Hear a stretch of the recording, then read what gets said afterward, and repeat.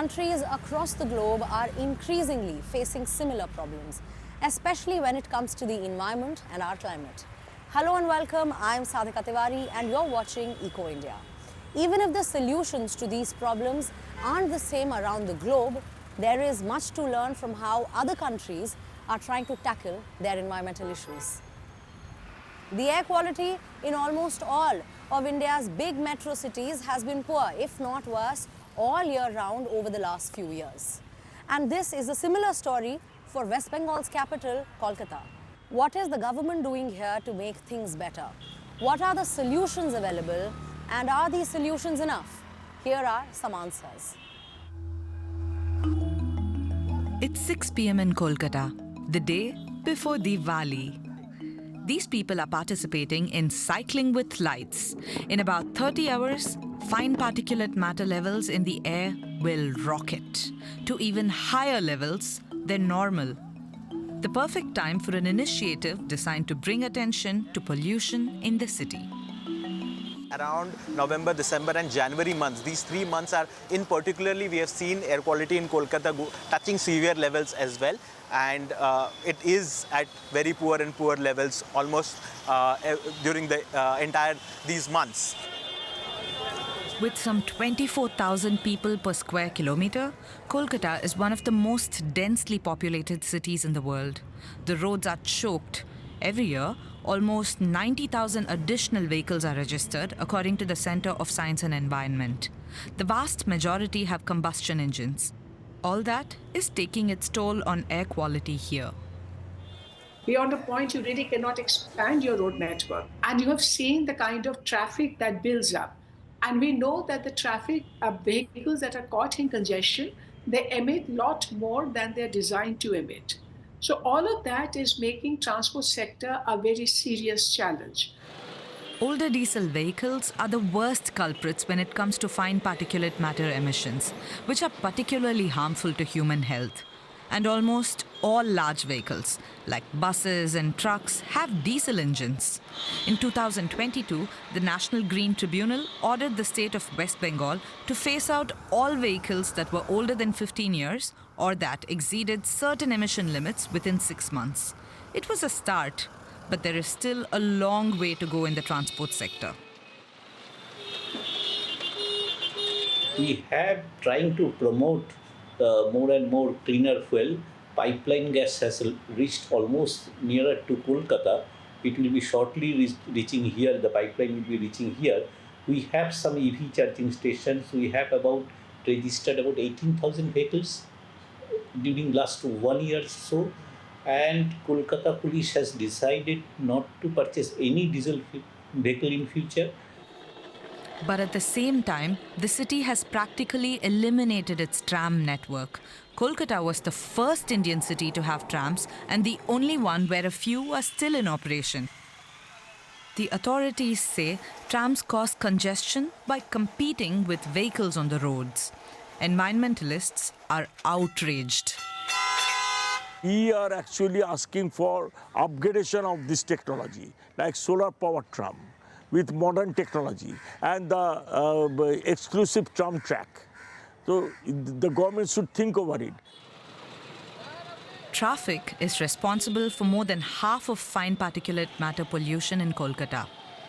Roadside stoves, garbage incineration, dust from building sites are all additional sources of air pollution. Elderly people, the sick and children are particularly at risk. But it's a potential health hazard for everyone. That's because actually what these poison gases does, they just triggers the immune system. That's why we are getting these kind of attacks, that is asthma attacks or COPD attacks, that is we call lung attack. Students at the Sri Shiksha Yatan school in South Kolkata are the lucky ones. This is a green campus, and environmental education is an integral part of the curriculum. A trust donated real-time air quality monitors to the school so they can keep a close eye on levels. If the air pollution is too high, the students stay inside. We have been constantly monitoring the air quality index in our school, where 3 to 4 people are responsible for it. We have an app in our phones where we can see and we can monitor, we can check. Right now, it is moderate. The city first launched its Clean Air Action Plan in 2020. Special vehicles regularly sprinkle entire streets with water to help cut dust levels. This is already helping to improve things, along with other measures. We got the industrial units to move out of coal, and that was substituted.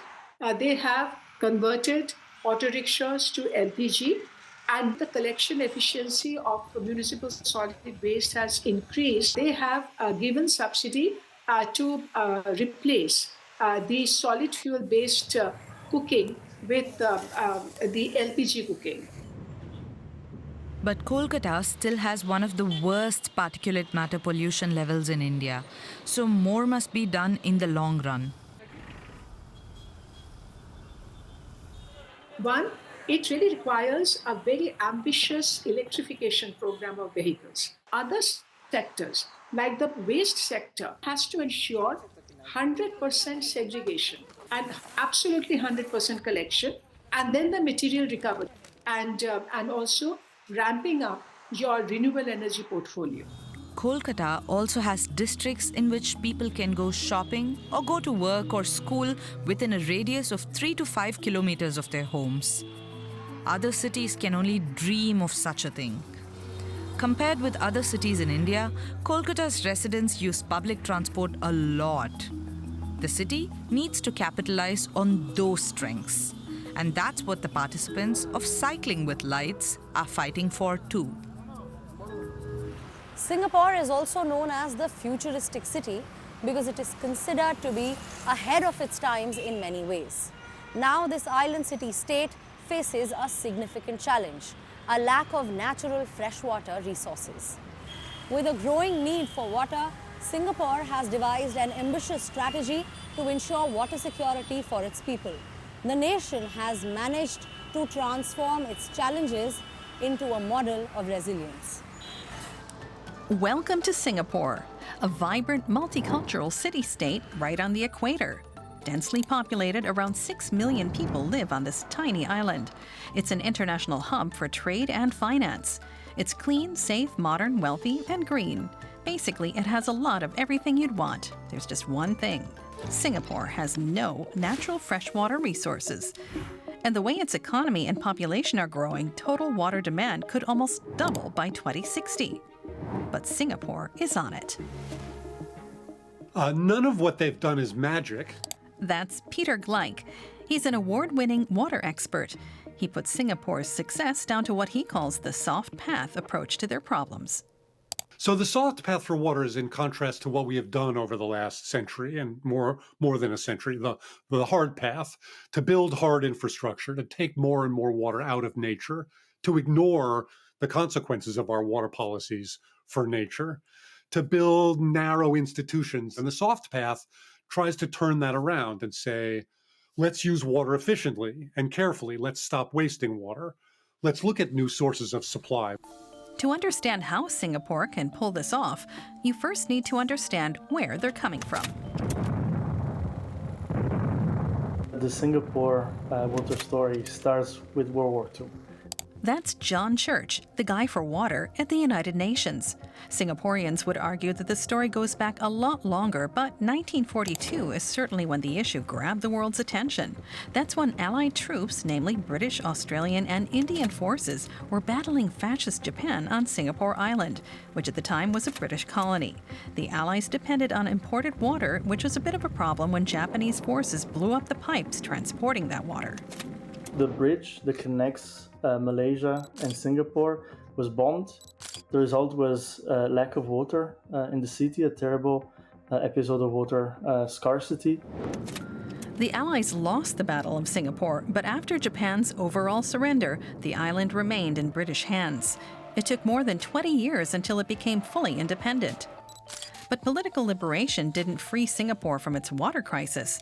Water rationing, catastrophic sanitation, and regular floods continued. With its fate now in its own hands, Singapore began planning for the long term. Cecilia Tortajada has spent almost 3 decades researching water policy and innovations around the world and is fascinated by Singapore's path. When Singapore became independent, they started planning to be water independent as well as food independent, energy independent. Well, they are dependent, but to have systems that can sustain stress. That was in 1965 for 2060. Their initial master plan was fine-tuned over the years in a water strategy that they called their 4 national TAPs. First, water imports. Second, desalination. Third, local catchment. And fourth, something they call new water. Let's dive into it. Firstly, Singapore knew there was plenty of water right here. 2 deals to import water from Malaysia in the 60s got the taps running again. It's cheap, and millions of liters are pumped over the border every day. But buying half your water from your neighbor isn't sustainable long term. On the contrary, from the start, Malaysia made threats to cut off the supply and argued over its price. The tensions have even led to warnings of a military conflict. Singapore's leaders know their weak spots, so they want to stop importing water by 2061. So it's all the more important that the other 3 taps become more than a drop in the ocean. Water planning is very important because they have so little water. Singapore must make sure that this water is used wisely. And the objective of this master plan is to make the most out of every single drop of water. This means keeping rivers and drains clean, investing billions, starting to collect more water, cleaning it, and using what the island state Singapore already has. For example, the ocean. This underground facility, for example, is state-of-the-art. Normally, it treats used water. In times of drought, it desalinates seawater. On top, people use it as a park. Today, 5 desalination plants provide up to 25% of the entire island's water supply. Singapore plans to increase this capacity to meet 30% of its needs by 2060, by which time water use is expected to have doubled. But that's no way near self-sufficiency. So what next? Bingo! Rain. A lot of it. And Singapore is a master of maxing that out. 2/3 of the entire state's surface is used for rainwater catchment. An extensive network of rivers, canals, and drains channels the water into 17 reservoirs. The biggest is Marina Barrage, with an area of 10,000 hectares. It holds back fresh water from flowing into the ocean and helps to control frequent floods. So does this underground tank that catches floodwater in extreme cases when the drains spill over. Even this water could potentially be treated and reused. By 2060, the government wants to use 90% of the land area for rain catchment. Catching rainwater is one thing, but what about the water already in circulation? All drainage water is collected and treated and reused as much as possible. Most countries, they do not invest not even a fraction of what Singapore is investing. The Water Authorities built a 206-kilometer sewage pipe highway costing $10 billion that guides the city's sewage into state-of-the-art reclamation and cleaning facilities. Okay, Singapore is by some measures the 5th richest country in the world, so it can afford to splash out like that. It's also a lot easier to push through such projects when you have the sort of controlled democracy run by the same party that Singapore has had since independence in 1965. Anyway, the entire city's underground is basically one big sewer network. But the pride of Singapore's water strategy is what happens after collecting the water, the treatment. The authorities call it new water. It's produced by microfiltration, reverse osmosis, and UV radiation. Some of that water is so high quality, Singapore is using it in their chip manufacturing industry, which requires ultra-pure water, which is an indication of how good a quality of that water is. Did you know that around the world, half of our wastewater is released untreated? And only 11% is actually reused. In Singapore, about 30% of the entire drinkable and non-drinkable demand can be met by recycling used water. And they want to increase that to 55% by 2060. Most of it is used by industry. Only a fraction of it is mixed into the drinking water supply because we're all so squeamish. It's controversial because we're taking wastewater, which, we goes down our drains, we flush it down our toilets, industry dumps wastewater. And we typically think of that as a liability, as something to get rid of. So how do you get people on board? Using the Flush Saver cistern bag and save with every flush. Make saving water pay. Reduce water consumption. Save up to 10 litres of water per hour. Nationwide campaigns encourage people to install water-saving fittings. And if you install them, you get discount vouchers for other sustainable products.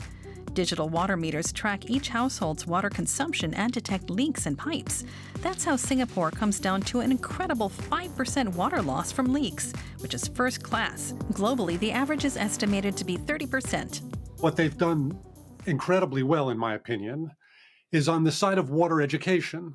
They've educated their community about their water situation, about their water challenges, and about the solutions that they've chosen to push. As good as Singapore is doing, it has big advantages over other countries. Besides being rich and a tightly controlled society, the city only has a tiny agriculture sector and can focus almost entirely on urban and industrial wastewater. So they have one problem less as food production pollutes and consumes enormous amounts of fresh water in many parts of the world. Despite that, they've shown a lot is possible. As the world moves away from traditional sources of energy like fossil fuels and coal, the socio-economic impacts of this transition have become a growing concern. What about jobs? The closure of lignite mines in a Slovakian town sparked the same question and forced the miners to redefine their future. With mining jobs disappearing, the region turned to innovation, transforming old mining infrastructure into a hub for greenhouse agriculture and fish farming. It can grow up to 1.7 metres long and weigh as much as 60 kilos. Its natural habitat is tropical waters, such as in Africa. The African catfish thrives in close quarters with other fish of its kind, making it an ideal choice for aquaculture. Feeding them regularly and maintaining stable oxygen levels in the tanks, this former miner is now responsible for 300,000 fish. He has successfully transitioned from mining to fish farming. The work is interesting. Miners have always had to improvise. The climate here in the hall is very similar to what was down in the mines. The temperature and humidity are the same. It's very warm, around 28 to 29 degrees.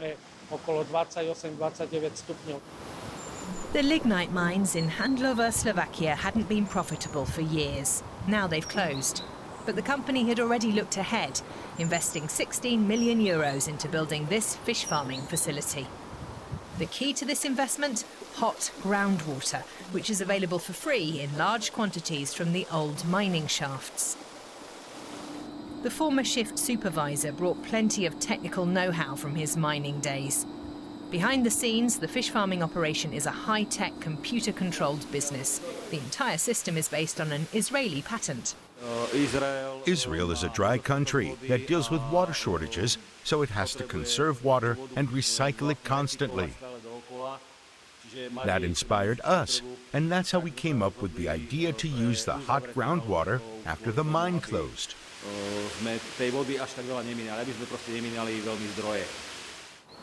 The water is also used to heat this greenhouse, where many of the miners' wives have found work.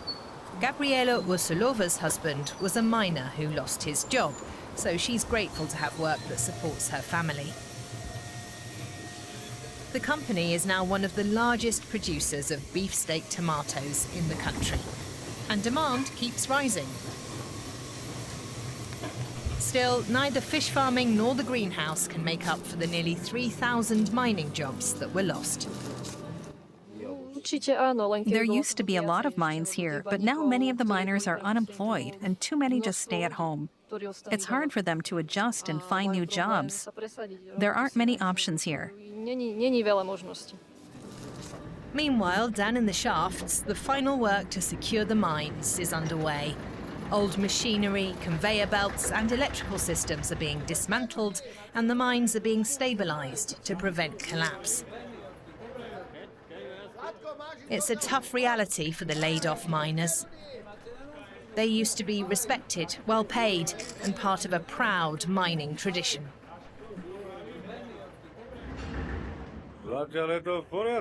I'm fine with it. What can you do? The decision came from above. You just have to deal with it. They're offering retraining courses, so we'll see how things turn out. Life goes on.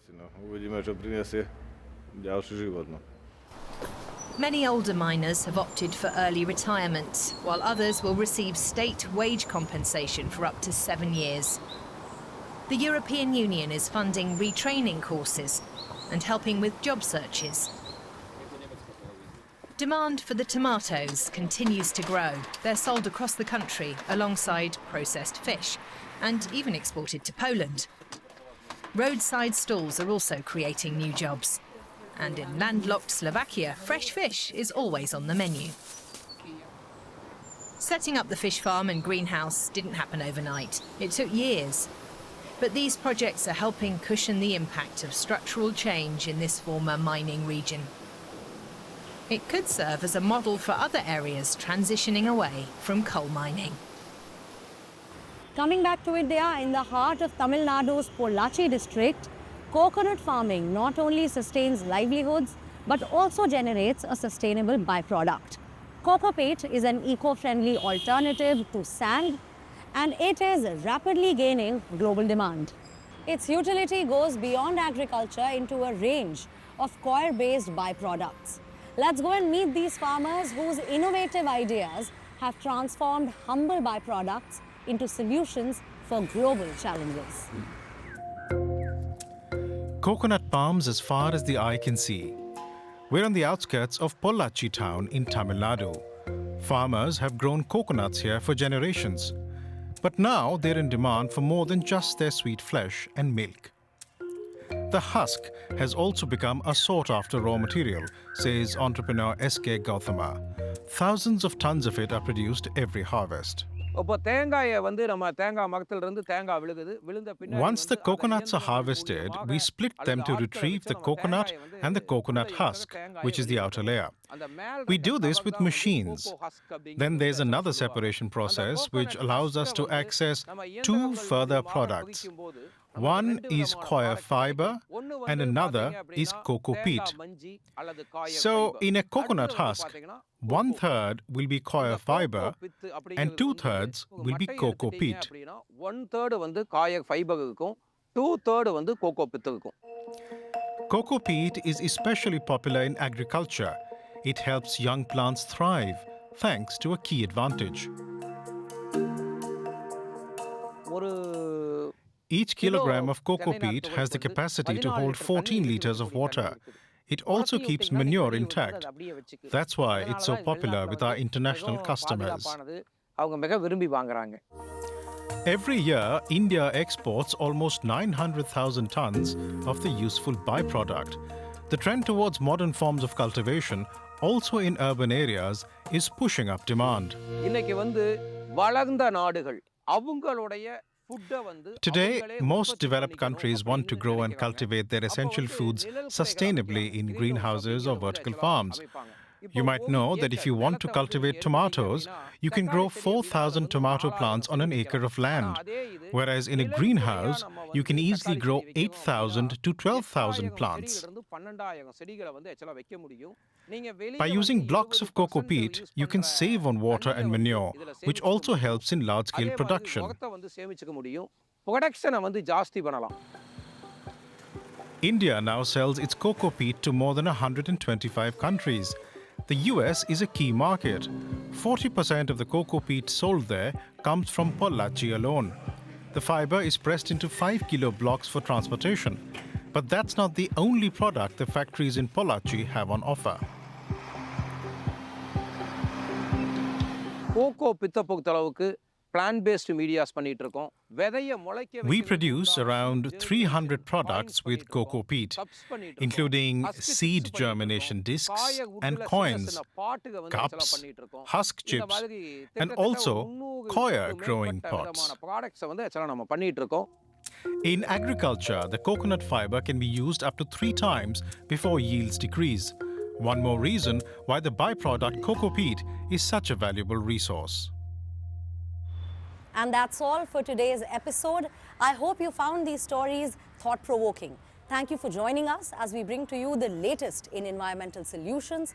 Are there any that you'd like to share with us? You can email us or reach out to me directly on my social media handles. I will see you next week. Until then, take care, goodbye, namaskar.